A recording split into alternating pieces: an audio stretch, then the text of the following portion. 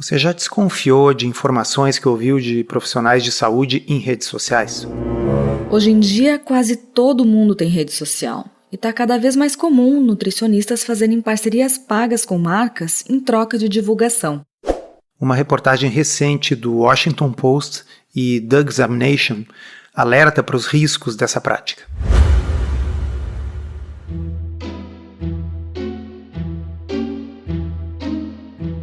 Comida sem filtro. Saúde, low carb, estilo de vida, evidências científicas e, claro, nossas opiniões. Toda semana um episódio novo e gratuito para você. Comigo, Dr. Souto. E comigo, Sari Fontana. Para ser avisado a cada novo episódio e receber as referências bibliográficas no seu e-mail, cadastre-se em drsolto.com.br/podcast.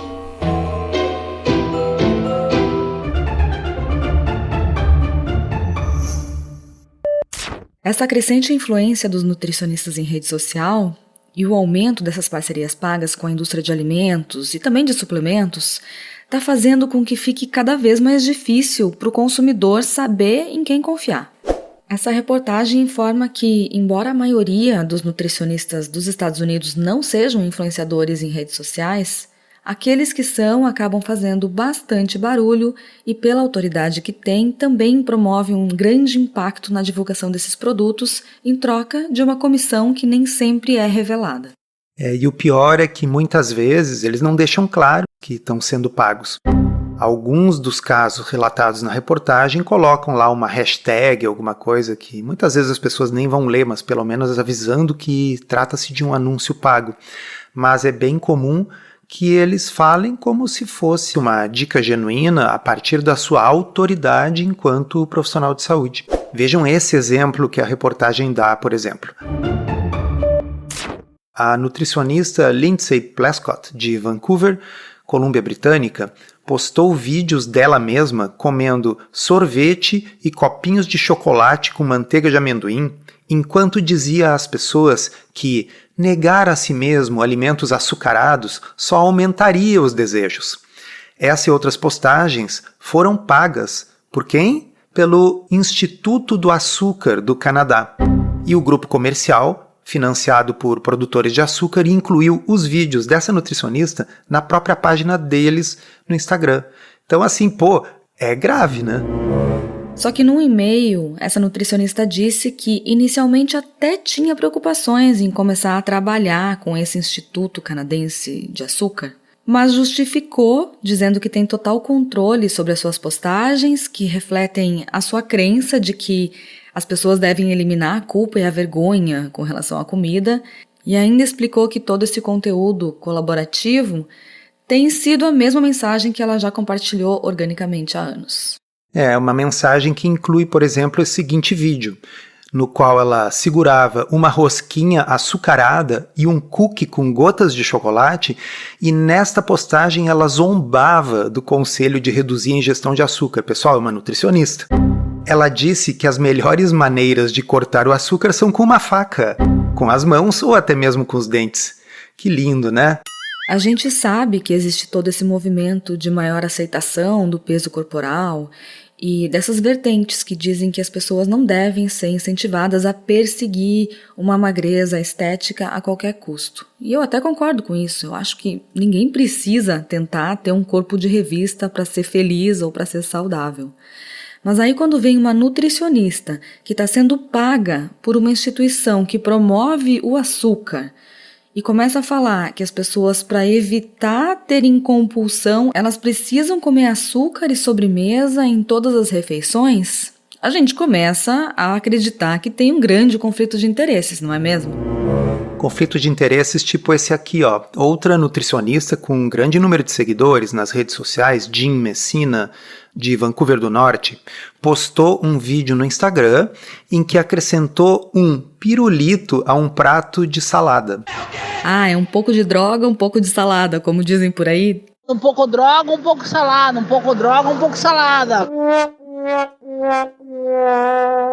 Dieta equilibrada, não é mesmo? A gente bota uma salada no pirulito e aí tá tudo certo. E aí segue a reportagem. Ela disse aos pais, galera, ela está se referindo a forma de alimentar crianças. Aspas, isso evitará a obsessão por doces e ajudará as crianças a desenvolverem relacionamentos mais saudáveis com a comida. Em outro vídeo do Instagram, a mesma fulana disse aos pais que podem tornar o Halloween menos estressante, permitindo que as crianças comam tantos e quantos doces quiserem depois de fazer a brincadeira de pedir doces, abre aspas. Isso ajuda a diminuir o estoque de doces e faz com que não seja assim um grande problema, escreveu ela. Sim, elas podem passar mal, mas isso não deixa de ser uma ótima lição de vida. Pelo amor de Deus. E essa mensagem maravilhosa, esse grande conselho para os pais, também foi patrocinado por quem? Pelo Instituto Canadense do Açúcar. A nutricionista se recusou a divulgar quanto que ela recebeu por esses vídeos patrocinados. Mas ela disse que propõe as ideias de vídeos para o Instituto e tem o total controle sobre o que posta. Eu não sei se isso é bom ou se é ruim, né? Porque ela está dizendo que ela assume que ela acha maravilhoso incentivar as crianças a comerem açúcar. É uma espécie de novo conflito do que vem primeiro, o ovo e a galinha, que é se é alguém imbecil que é recrutado pela indústria do açúcar ou se a indústria do açúcar, ao pagar as pessoas, faz com que elas produzam vídeos imbecis. Tanto faz porque as crianças e seus pais é que vão estar vendo isso, né? Nossa, eu fiquei passado com essa reportagem. E a matéria fala que desde o ano passado, esse mesmo Instituto de Açúcar pagou pelo menos uma dúzia de nutricionistas registrados para postar esse tipo de vídeo a favor do açúcar no Instagram, no TikTok. Tem uma outra frase sensacional de mais uma aqui que é paga pela indústria do açúcar. Abre aspas. Se seu filho está obcecado por doces, provavelmente eles precisam mais acesso a doces e não menos. Seria o mesmo que dizer para uma pessoa que fuma, que está precisando de cigarro, que ela precisa então aumentar o consumo de cigarro para poder baixar a necessidade de aumentar o consumo, porque afinal ele já vai estar alto. É difícil até achar analogias para coisas tão bizarras, né? E não é apenas sobre açúcar que a reportagem fala também sobre nutricionistas que são pagos pela indústria para sugerir nos seus vídeos que as pessoas, inclusive crianças, consumam suplementos. E aqui nem está posto se o suplemento em si é ruim ou bom para a saúde, mas é a questão do conflito de interesses que incomoda, sabe? Essa Cynthia Scott, que é uma nutricionista de Augusta, na Geórgia, com mais de 300 mil seguidores no Instagram, incentiva os pais a dar o que ela chama de suplementos de ácidos graxos ômega 3 para crianças ou bebês, no caso, com apenas 6 meses de idade. E aí no texto ao lado da postagem, ela escreveu que é uma parceria paga com o laboratório que produz esses suplementos. Só que a Academia Americana de Pediatria adverte que esses suplementos não são aprovados pelo FDA. Abre aspas. Seus conteúdos podem não corresponder ao que está listado no rótulo. Eventos adversos nem sempre são relatados. Uma especialista contatada pela reportagem da Universidade de Connecticut disse que achou particularmente grave que uma nutricionista tentasse convencer os pais a dar aos filhos suplementos não comprovados. É tão incrivelmente injusto para os pais que estão tentando obter informações claras, disse ela. Mas pelo menos essa aí ainda colocou que era uma parceria comercial, e as que não colocam, né?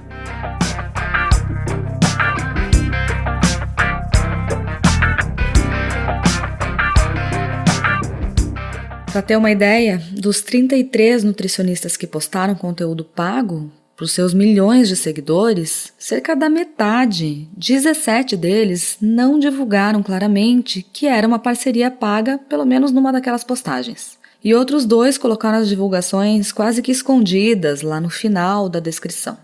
A Academia de Nutrição e Dietética, que é o grupo comercial que supervisiona os nutricionistas registrados, possui um código de ética que afirma que os nutricionistas devem divulgar conflitos de interesse e evitar aceitar presentes ou serviços que possam influenciar ou que possam dar aparência de influenciar o seu julgamento profissional. O problema é que as instituições que regulam isso, tanto lá como no Brasil, elas não têm capacidade de ficar policiando a internet toda. Então essas coisas aí acabam acontecendo. E Veja, eu sei que é bastante difícil não ter nenhum conflito de interesse com coisa nenhuma. Cada um de nós tem algum tipo de conflito, mas tem alguns que são especialmente graves, né? Então pega alguma coisa que é um consenso, que a gente deveria diminuir o consumo de açúcar, e você colocar que se a pessoa tem dificuldade com açúcar, ela deveria consumir mais e não menos, e ainda por cima uma coisa direcionada para crianças, e você está sendo pago pela Associação dos Produtores de Açúcar. Bom, existem níveis e níveis de conflito de interesse, e esse é um nível criminoso. Embora eu não seja nutricionista, eu falo no Instagram há muitos e muitos anos, lá no Low Carb Inspira, sobre alimentos industrializados, explicando os rótulos e ajudando as pessoas a fazerem melhores escolhas. Ao longo desse tempo, eu recebi várias propostas de empresas querendo me pagar ou às vezes até mandar amostra em troca de alguma divulgação. E eu confesso que sempre fiquei muito desconfortável com isso. Primeiro porque eu não gosto de ter esse compromisso de divulgar alguma coisa só porque eu recebi um presente. E às vezes as empresas elas mandam um cartãozinho dizendo assim, olha, estamos te mandando esse mimo, por favor, quando receber, faça um vídeo, divulgue para os seus seguidores. O que eu acho bem absurdo, bem intrusivo, porque hoje em dia já ficou tão popular essa coisa de fazer recebidos, né, que é como as blogueiras falam, que algumas empresas partem do princípio de que isso é o mínimo esperado em troca de um pote de algum produto aleatório. Mas mesmo quando eu compro, quando eu gosto de um produto e eu quero contar para todo mundo, porque eu acho que dica boa é aquela dica que a gente tem vontade de passar adiante, né? Mesmo assim, eu fico me sentindo um pouco estranha quando eu tô recebendo alguma coisa para falar do produto, mesmo se é um produto que eu gosto. Então, assim, há muito tempo eu acabei fechando essa porta e só tenho hoje uma parceria que eu faço com uma marca de um produto que eu realmente acho fantástico e sensacional, que eu informo para as pessoas quando eu estou falando dele por conta desse acordo, desse contrato. Mas lá no Substack, que é onde eu publico as descobertas do mês, eu assumi esse compromisso com o público que eu não faço nenhuma parceria paga, eu não tenho contrato com ninguém, justamente porque eu quero que as pessoas não tenham nenhuma dúvida com relação à integridade, à veracidade e à ausência de conflito de interesses nessas divulgações. É isso aí, como eu mencionei antes, nem toda parceria é necessariamente ruim ou malévola. Mas eu entendo que você queira fazer dessa forma e evitar esse tipo de coisa para aumentar a credibilidade, né? E eu fico mais tranquila. Assim eu posso falar realmente aquilo que eu penso, sem filtro, tanto pro lado bom quanto pro lado ruim, quando a gente vai lá e denuncia uma coisa que não é nada boa.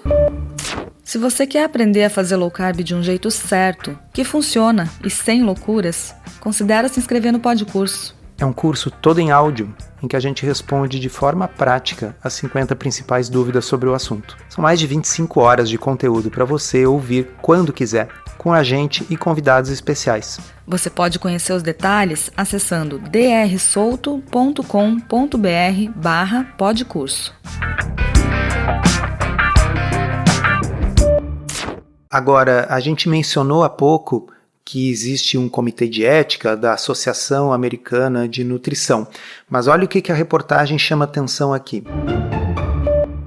A indústria de alimentos e bebidas nutriu uma relação próxima com a Academia de Nutrição, que aceitou milhões de dólares em doações de principais produtores de refrigerantes, doces e alimentos ultraprocessados, incluindo Coca-Cola, Pepsi e Nestlé. A academia permitiu que essas empresas oferecessem cursos de educação continuada para seus nutricionistas e investiu em ações da indústria alimentícia. 2 dos patrocinadores da Academia de Nutrição são a American Beverage, que é o lobby das bebidas, né? E a Tate & Lyle, uma das maiores produtoras mundiais de quê? De xarope de milho rico em frutose e outros adoçantes calóricos. É um absurdo ver até que ponto o dinheiro pode chegar nessas grandes instituições. E a Terezinha, minha irmã, que alguns de vocês conhecem, que é médica pediatra, também já me falou que existem esses cursos patrocinados aqui no Brasil, voltados aos pediatras, para que os pediatras prescrevam cada vez mais produtos especiais para crianças, porque até então o mercado era muito reduzido, era o quê? Era a fórmula para aqueles bebês cujas mães não podiam amamentar. Mas aí, bom, chega a hora que o bebê começa a comer, então agora, vocês já devem ter visto por aí, tem essas latas com fórmulas para crianças que já estão comendo, a partir dos 2 anos, a partir dos 3, a partir dos 4, a partir dos 5, daqui a pouco vai ter a partir dos 20, 30 anos essas latas aí, aliás já tem, né, eu acho que chama-se Super Coffee. Eu até falei desse produto aí numa versão recente aqui das descobertas. Eu vou deixar o link para quem quiser ler, tá? Entender o que eu penso sobre esse café que tem um multivitamínico junto. Mas também existe essa promoção da suplementação de vitamina. Tem um monte de influenciador tomando aí o alfabeto inteiro e mostrando nos seus stories como se isso fosse uma coisa que vai promover a saúde e longevidade. E a gente já estava agora se encaminhando para finalizar esse episódio, mas aqui tem outros trechos que eu preciso ler para vocês, porque eles me lembram muito de coisas que a gente vê aqui no Brasil. Sabe a história da dieta flexível, que você deve comer de tudo um pouco, né? E imagina isso sendo proposto para pessoas que têm problemas de saúde e que precisam reduzir gordura visceral, precisam melhorar o diabetes. Pois é, olha só. Shanna Spence, uma nutricionista com mais de 265 mil seguidores no Instagram, come pizza, batata frita e sorvete em seus vídeos de mídia social para ilustrar que nenhum alimento deve ser estigmatizado. Spence, que trabalha para o Departamento de Saúde e Higiene Mental da cidade de Nova York, se descreve como a favor de alimentos processados. Não, pessoal, tudo tem que ter limite, né? E então, se a pessoa na sua vida pessoal faz isso aí, ok, porque daqui a pouco ela é uma pessoa geneticamente magra, faz horrores de atividade física, ok, ou se ela também não está preocupada com a saúde, mas na hora que ela coloca o seu aventalzinho de nutricionista e faz um vídeo no Instagram, não dá para dizer certas coisas, né? E a gente sabe também que tem um monte de influenciador com um corpo perfeito que fica comendo um monte de tranqueira e mostrando que aquilo é equilíbrio. Só que todos os dias a pessoa tá lá comendo um monte de porcaria enquanto exibe seus corpos de biquíni. A gente sabe que isso não é verdade. A pessoa vira as costas, vai lá e cospe, não come, ou fica em jejum depois de um tempão para compensar, e isso não tem nada de saudável.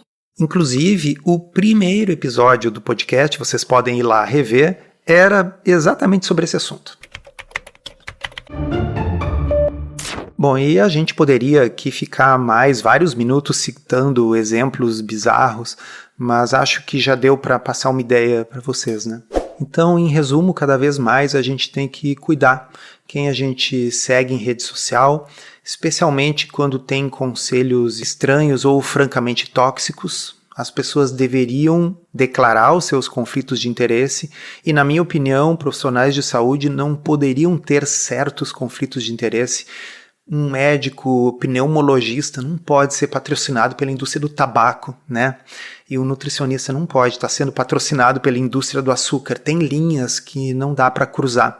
Então, mais uma vez e cada vez mais, ceticismo, bom senso, porque antes a gente sabia que o que estava entre um e outro segmento da novela era um intervalo comercial. Nos dias de hoje, isso simplesmente se perdeu.